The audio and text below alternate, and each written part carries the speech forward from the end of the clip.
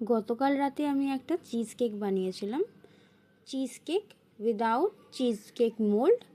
আর ব্যাপারটা ছিল cheese cake with home made cheese. এই চিজ কেকটা বানানোর জন্য আমি ঘরেতে চিজটা তৈরি করে নিয়েছিলাম আগের দিনকার।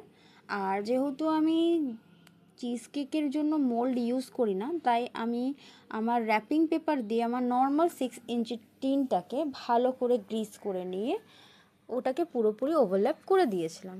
দেওয়ার পরে যেরকম চিজ কেকের বেস তৈরি করতে হয় বেস তৈরি করেছিলাম। করবার পরে চিজ কেকের ফিলিং দিয়েছিলাম, যেহেতু আমি চকলেট খেতে খুব ভালোবাসি তাই উপর থেকে লিকুইড চকলেটের গার্নিশিং করেছিলাম উইথ চকো চিপস টপিং দিয়ে। তো খুলেছি, দেখো সাইড দিয়ে কীরকম দেখতে লাগছে চিজ কেকটা। খুলবার সাথে সাথেই দেখে আমার এত লোভ লাগছিলো, যেহেতু আমি ডেজার্ট লাভার তাই আমি সঙ্গে সঙ্গে কাটতে স্টার্ট করে দিলাম। আর কাটা সত্ত্বেই আমি সঙ্গে সঙ্গে খেতে স্টার্ট করে দিয়েছিলাম, কারণ যেহেতু আমি ডেজার্ট খেতে খুব ভালোবাসি আর আমার কাজ না থাকলে আমি নিজের জন্যই এই জিনিসগুলো বানিয়ে খেয়ে নিই। তো সত্যি বলতে যে হোমমেড চিজ যে এত সুন্দর টেস্ট আসে সেটা আমি আগের দিন না বানালে জানতে পারতাম না। তোমরা যারা বাড়িতে চিজ কেক বানাতে চাও তারা বানাতে পারো।